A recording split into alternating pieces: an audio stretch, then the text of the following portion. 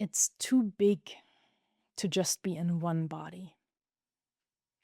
When I read this quote, this is a quote by Victor Glover, a US Navy captain who was part of the Artemis 2 crew astronaut that just recently flew from Earth to the moon and around the moon and then back to Earth. So this is what he said. He said his exact quote is, "The gratitude of seeing what we saw, doing what we did, and being with who I was with." And then he says, "It's too big to just be in one body." This quote, when I read it, it stopped me immediately. And the reason that it stopped me is that it's like exactly how I could describe something that I feel fairly often in meditation practice. Oh, geez, it's too big to just be in one body. That kind of feeling. And so I looked into like, what's the sense when he's saying that more deeply? And I've been following up on the reports and the whole Artemis 2 mission pretty closely. And it's actually a well-known, documented thing that out of the something like 600 astronauts or however many there have been, exactly people who've had the opportunity to just be in outer space and look at Earth from outer space. I mean, just imagine what a weird experience, an unfathomable experience to have that perspective. And many of them speak about profoundly religious moments that seeing Earth from that perspective, like it instills them with a kind of religious, often spiritual awe. Many astronauts speak one way or the other, not just about the unfathomability of the experience they were having, but also how it changed them oftentimes forever, like for the rest of their lives. Victor Glover also says, you don't see borders. Like when you're out there, you don't see borders. You don't see religious lines. You don't see political boundaries. All you see is Earth. And you see, not you think, but you see that we are way more alike than we're different. So what I thought might be useful to do is just to take those quotes seriously and to just assume, well, look at that. So here's a particular perspective that even though very few human beings ever get to be in outer space and look at Earth from there, lucky them. They can just have that experience. But for the rest of us, that perspective has to be possible from right here, don't you think? It should be. It's a particular experience. It's a felt sense that if it's possible from there, it's just that the perspective calls it forth, and almost like I'm imagining it to be just so impressive it must be to see Earth from outer space. I can only intuit how that, like seeing this blue planet out there, and we live on it. We know it extremely well when we're in the midst of it, but it must be so strange to then suddenly see it from that distance, and how that perspective, I'm sure, just instills, almost pushes a particular kind of feeling into the sense fields and into the body. But if we look at it closely, if we understand that really it's just that the perspective allows and almost makes unavoidable, I would think, a particular kind of experience, a particular kind of feeling, then it's not about the perspective, but it's about the experience and the feeling. The perspective just creates or enables the experience and the feeling. But if we can understand better what the feeling is, then I'm quite sure we can take a perspective from right where we are that also holds this experience. And like I said, it actually is. This is why it struck me so much. It's a sentence that almost could have just come directly from my mouth after walking out of the meditation hall. This is too big to just be in one body. All right, so what I want to do is look into the experience and the feeling more closely and see if we can develop a way of shifting our minds from right where we are in the same way that astronauts get to do by being in outer space and seeing Earth from there. In meditation, the way it works for me is, when I first sit down, I arrive in the Zendo. Oftentimes it's really early in the morning. I'm kind of tired and I've just come down from my room. And then, I feel like, okay, I'm just going to sit down on my seat. And the seat is part of a larger space called the Zendo, the meditation hall. And I'm here and there's outside space and it's a particular time. And I think, okay, I'm going to be sitting for 30 minutes or 40 minutes. So I'm kind of like in space and in time in a particular way. But then what happens when I bring attention to my breath and then through the vehicle of the breath, bring attention into the body, almost like attention is illuminating the body from within. And then suddenly there's no longer me and my body, but it's more like there's just body, the feeling body. And that feeling body starts interacting with Earth and space.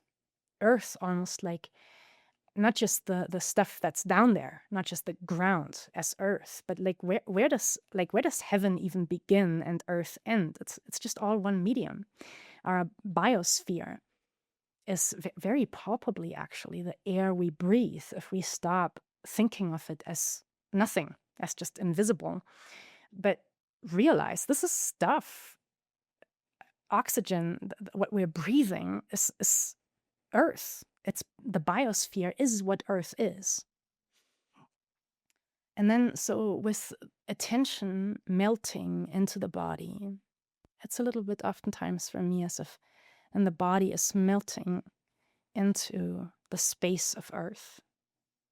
And then there's just the sense of like, almost like just one cloth. Everything is one cloth that includes all of existence. And then it feels like all of that is like breathing together as I inhale. There's a sense of like everything kind of joining in a big concert. That feeling of everything arising together, everything releasing together, everything arising together, just like one big cloth. And then I feel this is just too big to fit into one body. Or if it does fit into one body, it's an awfully big body. It's a kind of vast sense. There are no boundaries. There are no political divides. There are no religious lines. There's just this this experience of a sentient being, a feeling body, all immersed within, non-separable from, a living and breathing Earth, a feeling body in a living world. So, and that very much already describes, I've gone through this now in the process of meditation, but you can do it even without meditation, but just as we're speaking here right now, make yourself aware of that. Yes, I am a particular kind of person with a particular kind of name. I'm grown up in a particular kind of culture. I have opinions, all that. Yes, there are lots of ways to make distinctions and to draw lines. This is me, this is not me. this belongs to something I agree with and this I don't. But does that really have to be the ultimate and only exclusive reality we live in? No, it does not. We are also feeling bodies, sentient beings, feeling bodies in a living world. How are we from that point of view? How are we different from the dragonfly, from the mosquito, from the deer? Feeling bodies in a living world. And can you shift your address, your inner address, like from your personal name into that sense of being a feeling body? Just kind of feel the primary activity of that feeling body is breathing. And then there's gravity. Those are the categories of the feeling body. Air, gravity, and then there's light, sound. It's all extremely immediate. No concepts, no stories. So the sense here is not to say, oh, none of that is real.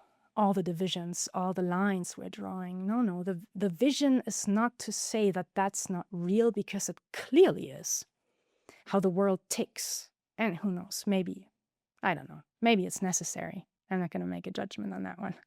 Maybe it's necessary to some extent. I kind of wish we'd do it a little more skillfully and a lot less violently, a lot less with cruelty and with aversion and judgmentally.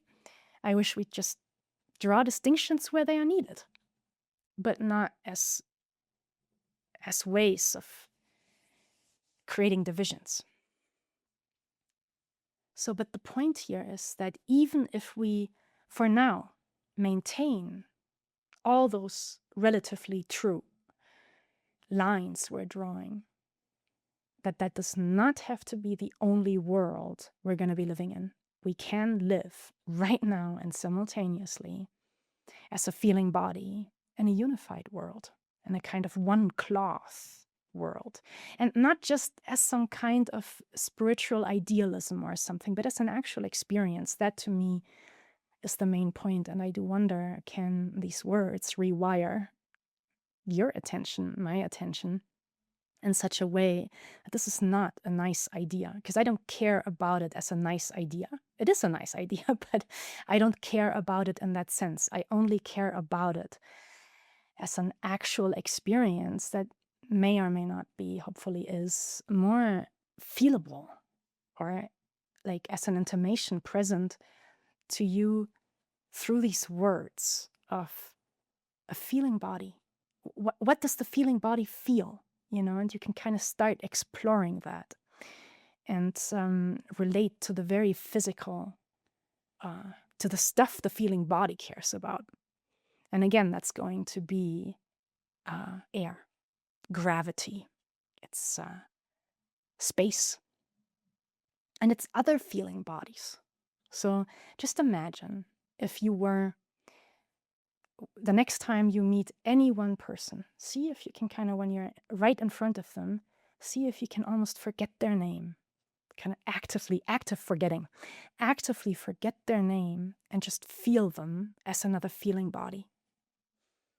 And see, what is that experience? Receive them as a feeling body, resonate or dissonate, unify as a feeling body, and then let go as a feeling body. Something like that. When you stand in front of a tree, a feeling body in a living world, and do the same. Don't think of it as a tree, but as that amazing creature, unfathomable. Like, how did that ever come into existence? And just feel it. Feel its roots, feel its stem, feel its uniqueness, feel how it lives, receive it. So it's a kind of the feeling body. What does it do? How is it different from the thinking self? Well, the feeling body listens. And not just with the ears, it's a kind of whole body immersion, whole body kind of listening and receiving. But not as a passive. It's like listening is also listening with the whole body, you also kind of feel and know you're also being received and listened to. And that too, we can do that so specifically, like even just with our own two hands, Putting our hands together is, yes, one hand, you can say, oh yeah, the right hand feels the left hand. Okay. But the left hand also feels the right hand. Now, who's the agent? Who's the received? And it's like that if you put your hand on the ground, you can have a sense of, oh yeah, I'm receiving the ground, but also can you feel received without even having some animistic or metaphysical idea of, but is the ground, is earth, is sand really a sentient being? It doesn't feel anything. No, that's not the point whether it feels anything. The point is, can you feel both receiving and being received? It's you that's feeling that you're being received. And you're being received by everything right now, not just by the ground under your feet, also by air all around you, the whole biosphere. You're receiving it very physically by inhalation, and you're being received. Now, that is something like that, is the feeling body and a living world. So, my recommendation for how to see from here, from right here, what astronauts see from outer space, is to cultivate this kind of experience. The experience of the feeling body in a living world.